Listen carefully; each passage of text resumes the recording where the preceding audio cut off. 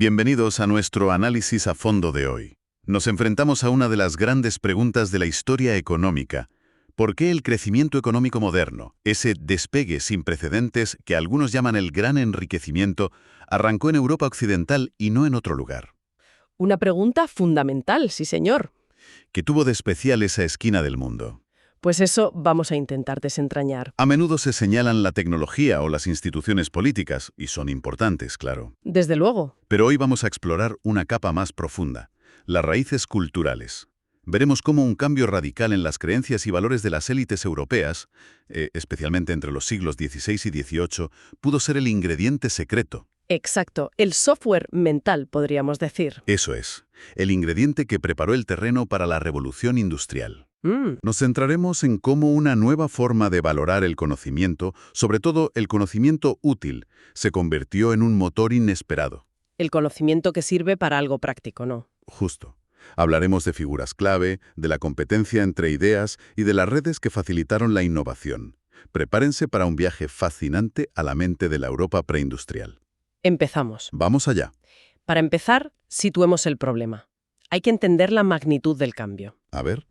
Durante milenios, el progreso material fue increíblemente lento. Casi imperceptible para la mayoría. O sea, ¿vivir un poco mejor que tus abuelos? Era la excepción, no la norma. La gente vivía y moría en condiciones muy similares, generación tras generación. El crecimiento económico sostenido, como lo entendemos hoy, es un fenómeno muy, muy reciente. Surge en Europa occidental a partir del siglo XVIII, más o menos. Sí, ahí empieza el despegue. Y la pregunta clave es esa. ¿Por qué allí y por qué entonces? Claro. ¿Qué pasó?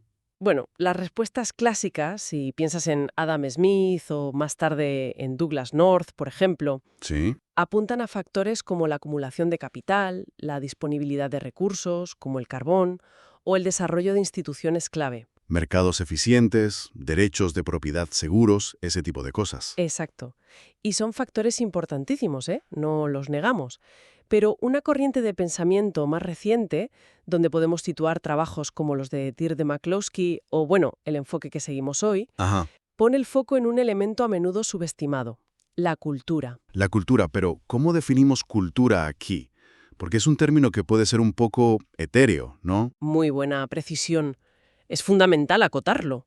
Aquí no hablamos de cultura en el sentido amplio de arte, música o costumbres populares. Vale. Hablamos de algo más específico, el conjunto de creencias, valores y preferencias que comparte un grupo influyente de la sociedad. Creencias sobre cómo funciona el mundo, por ejemplo. Exacto.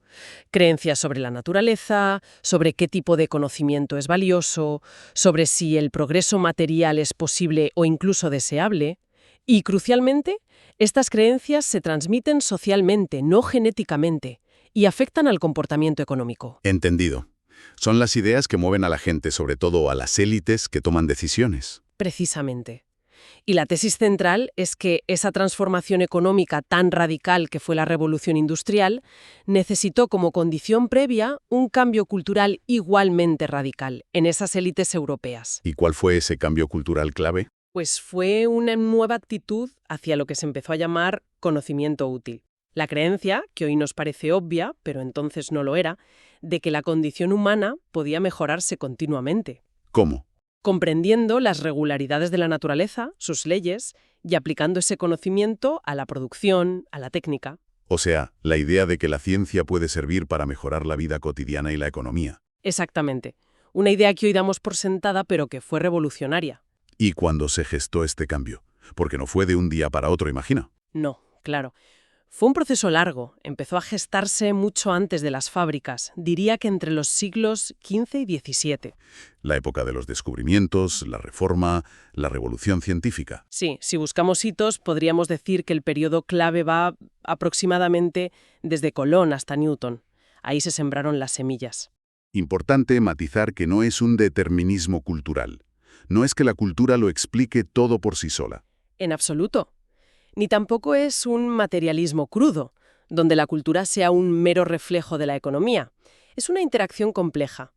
La cultura influyó en cómo se desarrollaron las instituciones y la tecnología. Y a su vez, los avances tecnológicos o los cambios institucionales reforzaron ciertos valores culturales. Justo. Es una coevolución. Y esta nueva cultura del crecimiento, como la podríamos llamar, preparó el terreno para la Ilustración y finalmente para la Revolución Industrial. Entendido. Entonces, si esa cultura del conocimiento útil fue tan importante, vayamos al meollo. ¿Cómo surgió y se difundió por Europa? ¿Qué mecanismos concretos permitieron que esas ideas echaran raíces y, bueno, florecieran? Pues el mecanismo clave, y esto es fascinante, fue la emergencia de algo que los propios contemporáneos llamaron la República de las Letras, la Respública Literaria. La República de las Letras. Suena a qué se referían exactamente. No era un país real, claro. Era una red, una comunidad transnacional y en gran medida virtual. ¿Virtual en qué sentido? En el sentido de que unía a eruditos, científicos, filósofos, intelectuales de toda Europa.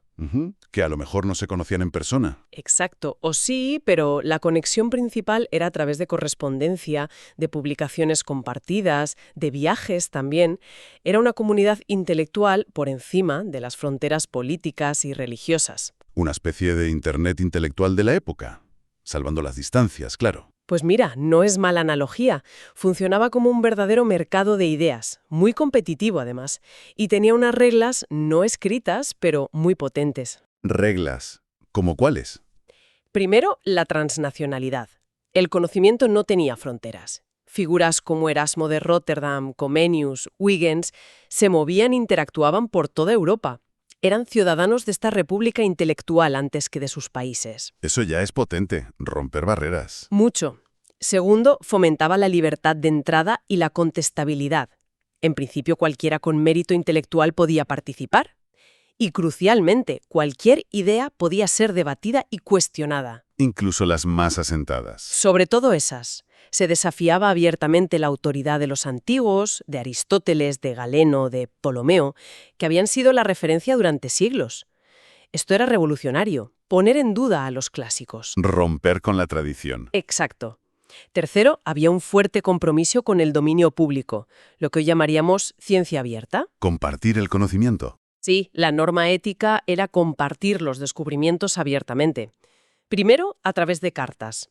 Había figuras como Henry Oldenburg en Londres o Marin Mersens en París que actuaban como inteligenciadores, como nodos centrales que recibían y difundían información. Qué interesante. Centralitas de conocimiento. Algo así. Y cada vez más a través de publicaciones periódicas, como las Philosophical Transactions de la Royal Society en Londres o el Journal des Savants en París, las primeras revistas científicas. Se entendía que el conocimiento era un bien no rival, que no se agotaba al compartirlo. Qué visión más moderna, ¿no? Sorprendente para la época, sí. Y cuarto, los incentivos. ¿Qué movía a esta gente? Buena pregunta. ¿El dinero? ¿Patronazgo? Había algo de eso, claro. Patronazgo de reyes, nobles, algunos ingresos por publicaciones, pero el principal motor era la búsqueda de reputación y prestigio entre sus pares. El reconocimiento de los colegas. Exacto, ser el primero en un descubrimiento, como en las famosas disputas entre Newton y Leibniz por el cálculo. Sí, sí. Os confería una reputación enorme, que era un activo valiosísimo en esta comunidad. La prioridad era clave. Entiendo. Una red competitiva basada en el mérito, la apertura y la reputación. Y en este mercado de ideas, ¿hubo figuras que destacaran especialmente por impulsar esta nueva cultura? Por, digamos, vender esta nueva forma de pensar? Absolutamente. Hubo lo que podríamos llamar emprendedores culturales, gente con visión. Emprendedores culturales. Me gusta el término. Sí, análogo al emprendedor ideológico de North o al emprendedor moral de Abner Grafe. Personas que no solo tuvieron ideas geniales, sino que supieron coordinar corrientes de pensamiento, persuadir a otros y, en definitiva, cambiar el menú cultural disponible. Nombres clave. Pues dos destacan por encima de todos en este periodo, por su influencia programática: Francis Bacon e Isaac Newton. Bacon y Newton, dos gigantes. Gigantes. Francis Bacon, a principios del siglo XVII, Lord Canciller de Inglaterra. Fue un propagandista incansable de la idea de que el conocimiento debía ser útil. El famoso saber es poder. Exacto, pero él lo entendía como poder sobre la naturaleza para mejorar la vida humana. En sus obras, como El avance del saber o el Novum Organum, promovía una visión muy clara. La filosofía natural, la ciencia, debía buscar dotar a la vida humana de nuevas invenciones y riquezas. Una visión muy práctica. Utilitarista, sí. Abogaba por un método basado en la experimentación sistemática y la observación empírica, para descubrir cómo funcionaban las cosas. Su metáfora era la de la abeja, que recoge néctar de muchas flores, observaciones, y lo transforma en miel, conocimiento útil. Y buscaba leyes generales. Buscaba patrones, regularidades, para poder predecir y controlar la naturaleza, siempre con el objetivo de mejorar el bienestar material. Aunque luego su método científico no se aplicará tal cual, ¿verdad? Se dice que subestimó las matemáticas, por ejemplo. Cierto. Su metodología inductiva pura era difícil de aplicar y sí, no le dio a las matemáticas la importancia que tendrían después con Newton. Pero su influencia no estuvo tanto en el método concreto como en la visión, en la agenda que propuso. Legitimar la investigación con fines prácticos. Exacto. Hizo respetable y hasta virtuoso que los intelectuales se interesaran por las artes mecánicas, por los talleres, por los inventos. Y al revés, animó a los artesanos a buscar principios más generales para sus técnicas. Tendió puentes entre teoría y práctica. Eso es. Figuras posteriores como Robert Boyle, uno de los padres de la química moderna, o Robert Hooke, se consideraban abiertamente discípulos de Bacon. Su programa inspiró a generaciones. Y luego llegó Newton. Y luego llegó Newton, a finales del 17.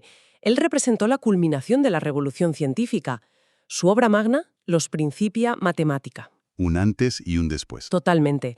Demostró de forma espectacular el poder de combinar las matemáticas rigurosas y la observación precisa para desentrañar las leyes fundamentales del universo, como la ley de la gravitación universal. ¿Y el impacto cultural de esto? Brutal.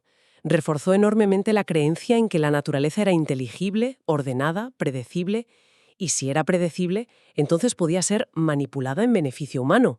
Newton se convirtió en un ícono casi de inmediato. El símbolo de la razón y la ciencia triunfantes. Exacto. Fue el gran validador de la agenda baconiana. Demostró que se podía entender y controlar el mundo natural.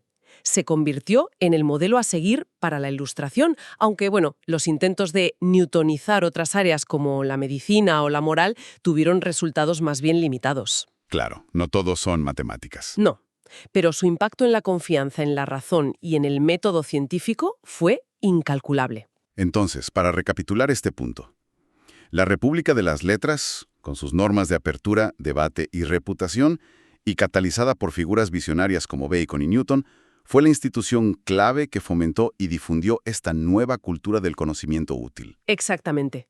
Fue el crisol donde se forjó y se extendió por Europa esa nueva mentalidad, ese software cultural que consideraba el conocimiento práctico como algo valioso y alcanzable. Fue la base intelectual indispensable para lo que vendría después. Ahora, la pregunta clave, la que conecta todo esto con el crecimiento económico. ¿Cómo se tradujo esa nueva cultura intelectual, esa República de las Letras, en avances tecnológicos concretos? Y finalmente, ¿cómo llevó eso al crecimiento económico sostenido? Ajá. Porque una cosa son las ideas circulando entre filósofos y científicos. Y otra muy distinta son las máquinas echando humo en las fábricas y la gente viviendo mejor. Exacto. ¿Cuál es el puente? Esa es la cuestión crucial. Y la respuesta es más compleja y sutil de lo que a veces se piensa. La conexión no fue, en general, una línea recta y directa, sobre todo antes del siglo XIX. O sea, no es que un científico descubriera algo en su laboratorio y al día siguiente hubiera un invento basado en eso. Rara vez. O casi nunca antes de 1800, digamos. Los mundos del científico de academia, del filósofo natural y el del artesano habilidoso o el inventor práctico seguían estando a menudo bastante distantes. Hablaban lenguajes diferentes, tenían objetivos distintos. Entonces, ¿dónde está la influencia de esa cultura del conocimiento? Está en que esa ilustración industrial, como podríamos llamarla, esa mentalidad que surgió de la revolución científica y la agenda baconiana, sí creó puentes vitales entre esos mundos. Modificó el entorno en el que trabajaban tanto los teóricos como los prácticos. ¿De qué manera? Primero, y ya lo hemos mencionado, legitimó la búsqueda de conocimiento con fines prácticos. La idea de que investigar la naturaleza para resolver problemas técnicos era una actividad valiosa, virtuosa, socialmente útil, ganó terreno. Dejó de ser algo menor o puramente especulativo. Artesanos empezaron a interactuar más. Se empezó a valorar tanto el saber qué, el conocimiento proposicional, las teorías, las leyes. Como el saber cómo, el conocimiento prescriptivo, las técnicas, las recetas. Justo. Y se vio que eran complementarios. Segundo, y esto es muy importante, la ciencia amplió la base epistémica de la tecnología. La base epistémica, ¿qué significa eso? Significa el conjunto de conocimientos sobre los principios naturales en los que se basa una técnica. Para que el progreso tecnológico sea sostenido, no basta con inventar cosas por casualidad o por prueba y error. Hay que entender por qué funcionan. Exacto, entender los principios subyacentes. La ciencia, incluso cuando no generaba inventos directamente, podía empezar a explicar por qué funcionaban ciertas técnicas o por qué otras no. Y eso permite mejorarlas de forma más sistemática. Claro, permite evitar callejones sin salida, saber qué variables son importantes, combinar ideas de diferentes campos de forma más eficaz. Fíjate, un ejemplo clásico. ¿La máquina de vapor? Precisamente. La primera máquina de vapor atmosférica funcional, la de Thomas Newcomen, a principios del siglo XVIII, Sí. surgió más bien de la inventiva práctica de un ferretero y un fontanero, pero ya requería conocimientos básicos sobre la presión atmosférica y el vacío, conocimientos que se habían difundido gracias a la ciencia del siglo XVII, Torricelli, Pascal, Boyle. O sea, ya había una base científica mínima. Una base conceptual, sí, pero las mejoras cruciales posteriores, las que la hicieron mucho más eficiente y versátil, las de James Watt unas décadas después, Ajá. dependieron mucho más de su comprensión de principios científicos más avanzados para la época, como el concepto de calor latente que aprendió de científicos amigos en la Universidad de Glasgow. O sea, que Watt no era solo un artesano habilidoso. No, tenía formación científica y aplicó conscientemente esos principios para resolver un problema técnico, la ineficiencia de la máquina de Newcomen. La ciencia no le dio el plano de la máquina con condensador separado, pero sí le dio el mapa conceptual para llegar a ella. Entiendo. La ciencia proporcionaba el porqué que permitía mejorar el cómo. Exacto. Ampliaba el menú de posibilidades y hacía la búsqueda de mejoras menos ciega. Tercero, la revolución científica también aportó directamente nuevas herramientas y métodos. Instrumentos te refieres. Instrumentos de observación y medida mucho más precisos. Telescopios, microscopios, barómetros, termómetros, péndulos, que abrían nuevos campos de observación y permitían cuantificar Medir es conocer. y comparar y experimentar de forma controlada. También promovió métodos más rigurosos, la experimentación sistemática, el uso de las matemáticas como lenguaje, la taxonomía y clasificación, piensa en la botánica de Linneo o John Ray. Todo esto mejoró la calidad y la fiabilidad del conocimiento útil que se generaba. Y cuarto punto, imagino. Cuarto, y quizás lo más difuso pero no menos importante, se extendió la mentalidad experimental. La idea de que el conocimiento se adquiere y se valida probando cosas, observando los resultados, modificando y volviendo a probar. Aprender haciendo y midiendo. Tip, en lugar de confiar ciegamente en la autoridad de los textos antiguos o en la tradición gremial. Ya en el siglo XVI, humanistas como Juan Luis Vives instaban a los eruditos a salir de sus bibliotecas, visitar los talleres y preguntar a los artesanos cómo hacían las cosas. Esa actitud se generalizó. Vale, entiendo. No fue tanto que la ciencia dictara los inventos uno a uno, sino que creó un ambiente, unas herramientas mentales y físicas y una forma de interactuar entre teoría y práctica que hicieron posible, una innovación tecnológica más sostenida. Precisamente, facilitó esa interacción, ese feedback crucial entre el conocimiento proposicional, el qué y el por qué, y el conocimiento prescriptivo, el cómo. Eran complementarios. Y quizá por eso otros lugares del mundo, que tenían artesanos muy hábiles, Como China, por ejemplo, con una larguísima tradición tecnológica. quizá no dieron ese salto al crecimiento sostenido. Pero plausible. Puede que el ingenio artesanal por sí solo, sin esa conexión fuerte con una cultura científica subyacente que busca principios generales y explicaciones causales, se topara con rendimientos decrecientes, con un techo de complejidad. Faltaba esa sinergia. Hablamos antes de la República de las Letras como una institución cultural clave. Pero claro, esa red no flotaba en el vacío. ¿Qué había en el contexto más amplio de Europa, en sus instituciones políticas y sociales, que favoreciera esta eclosión y difusión del conocimiento útil? No pudo ser solo una red de intelectuales iluminados. No, claro que no. Hubo factores institucionales y sociales más amplios que crearon un caldo de cultivo propicio. Y uno absolutamente crucial, que ya señalaron pensadores como David Hume o, más recientemente, historiadores económicos como Eric Jones, fue la fragmentación política de Europa. La división en múltiples estados, reinos, principados. Exacto. A diferencia de grandes imperios relativamente unificados, como el otomano o sobre todo China, Europa era un mosaico de unidades políticas compitiendo constantemente entre sí, el llamado State System, Y esa competencia, que suena a algo negativo por las guerras constantes. que lo fue sin duda. Las guerras eran costosísimas en vidas y recursos, pero tuvo un efecto secundario, digamos, paradójico y positivo para la innovación intelectual. ¿Cuál? Creó una especie de mercado pluralista, no solo económico, sino también político e intelectual.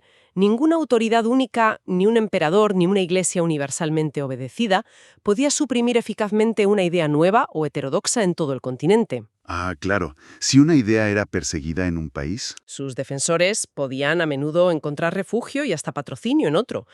La movilidad de los intelectuales fue una consecuencia directa y fundamental de esta fragmentación. Ejemplos hay muchos, ¿no? Muchísimos. Piensa en Descartes, refugiándose en la más tolerante Holanda, o en Pierre Bayle huyendo de Francia a Rotterdam, o Comenius moviéndose por medio Europa, o incluso científicos como Tycho Brahe cambiando de patrón real. Esta movilidad hizo que la censura y la represión fueran, a la larga, mucho menos eficaces para detener la circulación de ideas que en un gran imperio centralizado. Hacia el sistema más resiliente a la ortodoxia. Exacto. Además, la propia competencia entre estados incentivaba a los gobernantes a atraer talento. ¿Para qué? Prestigio, poder militar. Ambas cosas. Científicos, ingenieros, artistas, inventores podían aumentar el prestigio de una corte y, potencialmente, mejorar la capacidad económica o militar del Estado. Surgió así un sistema de patronazgo bastante competitivo. Reyes, nobles, ciudades incluso. Sí, financiaban a intelectuales y científicos dándoles apoyo económico y legitimidad social. Figuras como Galileo con los Medici, Kepler con el emperador Rodolfo II, Huygens con Luis XIV, Cassini en París, dependieron en gran medida de este sistema. A veces complementaba a las universidades, que a menudo eran instituciones bastante conservadoras. Interesante. La fragmentación política como motor indirecto de la innovación. Y aparte de esta estructura política, ¿qué más ayudó a que las ideas se movieran tan rápido y llegaran a tanta gente dentro de esa república de las letras? Varios factores tecnológicos e institucionales convergieron para facilitar enormemente la difusión de ideas. La imprenta, imagino. La imprenta de tipos móviles, por supuesto. Aunque su impacto directo en la mejora de la tecnología artesanal fue quizás más limitado al principio, fue absolutamente crucial para diseminar conocimiento codificado. Textos científicos, tratados, mapas, diagramas. A un coste mucho menor y con menos errores de copia. Exacto. Redujo drásticamente el coste de acceso a la información y permitió acumular conocimiento de forma más fiable. Luego, la mejora de los servicios postales y los transportes. Para que las cartas llegaran más rápido y barato. Fundamental para mantener viva esa correspondencia que era el alma de la República de las Letras. También el surgimiento de sociedades científicas y academias a partir del siglo XVII. La Royal Society de Londres, la Académie des Sciences en París. Esas son las más famosas. Estas instituciones formalizaron la red, crearon espacios de debate, publicaron las primeras revistas científicas, como decíamos antes, establecieron estándares de evidencia y argumentación y actuaron como agencias de acreditación, reforzando el sistema de reputación. Daban un marco oficial a esa red informal. Daban estructura y visibilidad. Y no olvidemos los espacios más informales de intercambio. Los cafés, que se pusieron de moda en el XVII y XVIII, los salones literarios y filosóficos, los clubes. Eran lugares donde se discutían las últimas novedades científicas, filosóficas y políticas. La ciencia pública o la esfera pública de la que habla Habermas. Todo un ecosistema para que las ideas circularan y se polinizaran. Exacto.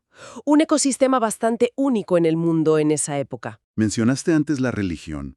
¿Jugó algún papel más allá de la persecución inicial? Porque a veces se asocia la religión con el freno al conocimiento científico. Es una relación compleja y muy debatida. Inicialmente, sí, tanto la reforma protestante como la contrarreforma católica generaron mucha intolerancia y conflicto, y hubo casos claros de persecución de científicos. Pensemos en Galileo. Claro. Pero a medio y largo plazo, la propia competencia religiosa también pudo tener efectos estimulantes inesperados. ¿Cómo? Por ejemplo, estimuló la competencia en la educación. Diferentes confesiones, jesuitas, jansenistas en Francia, anglicanos, puritanos, cuáqueros en Inglaterra, crearon escuelas y universidades para formar a sus fieles y refutar a los contrarios. Y a veces ofrecían enfoques distintos. Papel de las academias disidentes, dissenting academies, fundadas por grupos no conformistas. A menudo ofrecían un currículo más moderno, con más énfasis en la ciencia, las matemáticas y las materias prácticas, que las universidades tradicionales de Oxford y Cambridge, más centradas en los clásicos y la teología. O sea que la competencia religiosa pudo abrir nichos para una educación más orientada a lo útil. Pudo contribuir a ello, sí, incluso dentro de órdenes religiosas como los jesuitas, que inicialmente fueron muy conservadores y defendieron el aristotelismo contra la nueva ciencia. Se opusieron a Copérnico, a Galileo. Sí, pero la propia dinámica de la República de las Letras, la acumulación de evidencia y la necesidad de competir intelectualmente, les obligó a adaptarse gradualmente, a incorporar nuevos conocimientos en sus enseñanzas, aunque fuera con retraso. El sesgo de contenido, la fuerza de las mejores ideas, acabó influyendo. Fascinante. Y todo esto que estamos describiendo, esta efervescencia intelectual, ¿se relaciona con un cambio más profundo en la propia idea de si el progreso era posible? Totalmente. Ese es otro cambio cultural fundamental que ocurrió en paralelo. La mentalidad medieval y renacentista a menudo miraba hacia atrás, hacia una supuesta edad de oro en la antigüedad clásica. Había una idea de decadencia o, como mucho, de poder igualar a los antiguos. La autoridad de los clásicos era inmensa. Inmensa. Pero esta visión fue desafiada frontalmente, en lo que se llamó la querella entre antiguos y modernos, sobre todo en el siglo XVII. Una batalla intelectual. Sí. Los modernos argumentaban que los descubrimientos recientes, los geográficos, América, los astronómicos, el telescopio de Galileo, mostrando nuevas estrellas, las lunas de Júpiter, los anatómicos, Vesalio, Harvey, la circulación de la sangre, demostraban que se podía superar a los antiguos. Que el conocimiento no estaba cerrado. Exacto, que el conocimiento era acumulativo, que cada generación podía construir sobre la anterior. Y de ahí surgió, poco a poco, la creencia en la posibilidad e incluso, para algunos, en la inevitabilidad del progreso material impulsado por la ciencia y la tecnología. Una visión optimista del futuro. Muy optimista, comparada con la visión más cíclica o pesimista de épocas anteriores. Figuras de la Ilustración como Fontenelle, en Francia, o Turgot, articularon esta visión de progreso casi lineal. Esa fe en el progreso fue también un motor cultural importante. Y ligado a esto, ¿qué hay de la inversión en capital humano? ¿Influyó esta cultura en que se valorara más la educación, por ejemplo? Sí, aunque es complejo medirlo.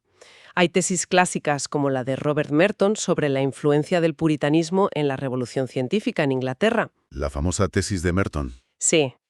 Merton argumentaba que ciertos valores puritanos, el énfasis en el trabajo duro, la racionalidad, el estudio de la naturaleza como forma de glorificar a Dios y un cierto sesgo hacia lo útil y práctico, crearon un caldo de cultivo favorable para la ciencia empírica. ¿Y se sostiene esa tesis hoy? Es discutible como explicación directa y única de la revolución científica, que fue un fenómeno europeo, no solo inglés o protestante.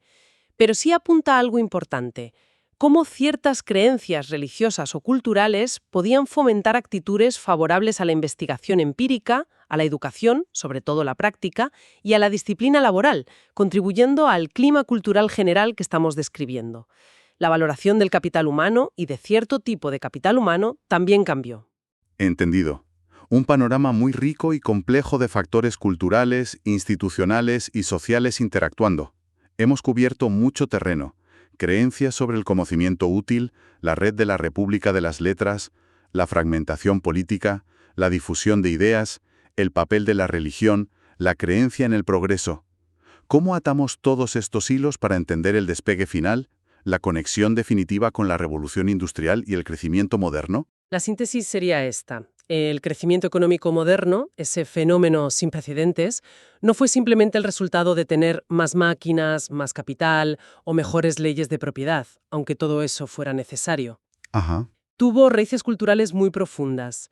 La emergencia de esa ilustración industrial, ese cambio cultural que priorizó el conocimiento útil, fomentó su creación mediante métodos empíricos y experimentales y promovió activamente su difusión y aplicación práctica, fue una condición necesaria, aunque no suficiente, para que la revolución industrial ocurriera donde ocurrió y cuando ocurrió. Una condición necesaria. O sea, sin ese cambio cultural, probablemente no habría habido revolución industrial tal como la conocemos. Es muy probable que no, o que hubiera sido muy distinta, quizá más lenta o menos transformadora. Ese cambio cultural fue el producto de una coevolución bastante única que se dio en Europa durante varios siglos. ¿Podrías resumir los elementos clave de esa coevolución? Yo diría que fueron tres principalmente. Primero, una cultura de élite, científicos, filósofos, pero también artesanos innovadores, empresarios, algunos políticos, que gradualmente aceptó y promovió la idea del progreso material basado en comprender y manipular la naturaleza, el programa baconiano, en esencia. Vale.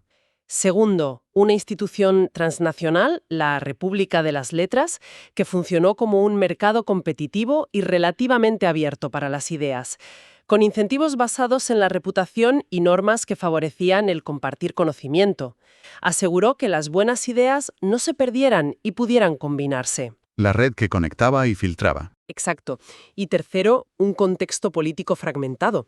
Esa competencia entre estados que, como vimos, impidió la supresión total de la heterodoxia intelectual y fomentó la competencia por atraer y retener el talento. Creó espacios de libertad para la innovación. Cultura, red y política interactuando. Eso es.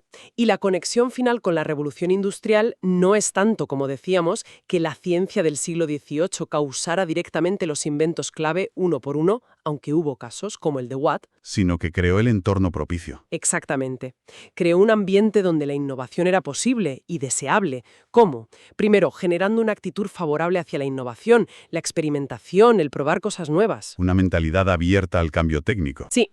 Segundo, creando una reserva creciente de conocimiento útil sobre materiales, sobre química, sobre mecánica, sobre energía, que aunque no siempre se aplicara inmediatamente, estaba ahí, disponible en libros, en publicaciones, en la cabeza de la gente, para ser consultada y utilizada cuando surgiera un problema técnico concreto. Un arsenal de conocimiento listo para usar. Algo así. Tercero, estableciendo mecanismos de interacción, sociedades científicas, publicaciones, incluso relaciones personales, entre los científicos o filósofos naturales y los artesanos, inventores o fabricantes, facilitando esa complementariedad entre el conocimiento proposicional y el prescriptivo que mencionábamos. Puentes entre el saber y el hacer. Justo. Y cuarto, difundiendo un optimismo general, una fe en la capacidad humana para mejorar la condición material a través de la razón y la técnica. Una motivación cultural para el esfuerzo innovador. Entendido. Fue como preparar el terreno, abonarlo durante siglos, para que finalmente pudieran germinar las semillas de la revolución industrial. Es una buena metáfora. Sin ese terreno cultural fértil, es posible que las semillas, los inventos, las oportunidades económicas no hubieran arraigado igual. Y el contraste con otras regiones como China, que mencionaste antes, ayuda a verlo más claro, ¿no? Sí, el contraste es ilustrativo, aunque siempre hay que ser cuidadoso con las comparaciones. China poseía una sofisticada tradición tecnológica en muchos campos: agricultura, textil, metalurgia, imprenta, una administración burocrática muy desarrollada y altos niveles de capital humano según los estándares de la época. Tenía muchos ingredientes, aparentemente. Sí. Sin embargo, su sistema imperial más centralizado, el dominio de una ortodoxia filosófica neoconfuciana, muy centrada en la moral, armonía social y el estudio de los textos clásicos a través del sistema de exámenes imperiales, y quizás una menor conexión institucionalizada entre los eruditos letrados y los artesanos prácticos, Limitó la emergencia de una cultura de innovación radical comparable a la europea. Parece que sí. No hubo una república de las letras china con esa misma dinámica competitiva y transfronteriza dentro de las fronteras del imperio, claro, ni una fragmentación política que fomentara un mercado de ideas tan abierto a la heterodoxia y a la competencia por el talento, de la misma manera. Y la orientación del conocimiento era distinta. Dar a los antiguos, más que prospectiva, a buscar activamente nuevas leyes naturales para aplicarlas a la producción. El foco baconiano no tuvo un equivalente tan influyente allí. Con lo cual, la conclusión es potente. Sí, la conclusión principal es que la cultura del crecimiento que surgió en Europa entre, digamos, 1500 y 1750, centrada en el conocimiento útil, en su método de adquisición basado en la evidencia y la experimentación, y en su propósito de mejora material, fue el software cultural indispensable. El programa que permitió que el hardware de la tecnología, el capital y las instituciones produjera finalmente el milagro del crecimiento económico sostenido. Fascinante. Queda clarísimo que las ideas y las creencias compartidas, la forma en que una sociedad valora, persigue y utiliza el conocimiento, pueden tener consecuencias económicas monumentales a largo plazo. Inmensas. No es solo cuestión de recursos naturales, o de fábricas o de leyes. Es también, y quizá fundamentalmente, cuestión de la cultura que las impulsa y les da sentido. Exacto. Hemos visto cómo esa mezcla tan particular de competencia intelectual, apertura, redes de conocimiento transnacionales y una fe creciente en el progreso a través del saber, transformó Europa y con ello sentó las bases de nuestro mundo moderno. Un proceso largo, complejo y, en muchos sentidos, contingente. No estaba escrito que tuviera que pasar así. Cierto. Y como reflexión final, quizá podríamos pensar si esta cultura del conocimiento útil, abierto, crítico y competitivo fue tan crucial para el despegue económico pasado, ¿qué implicaciones tiene para el presente y el futuro? Buena pregunta. En un mundo globalizado, con desafíos tecnológicos, ambientales y sociales enormes, seguimos fomentando activamente esa cultura de exploración libre, de debate abierto, basado en la evidencia, de aplicación del conocimiento para el bien común. ¿O corremos el riesgo? ¿O corremos el riesgo de que nuevas formas de ortodoxia, de pensamiento único, de fragmentación en burbujas ideológicas o de desprecio por el conocimiento experto frenen el progreso futuro? Es una pregunta que merece seguir explorándose, creo yo. Sin duda alguna, una pregunta muy pertinente para cerrar. Muchísimas gracias por acompañarnos en esta exploración tan profunda y reveladora de las raíces culturales del crecimiento moderno. Ha sido un placer. El placer ha sido mío. Y gracias a todos por escucharnos. Esperamos que les haya resultado tan interesante como nosotros. Hasta la próxima.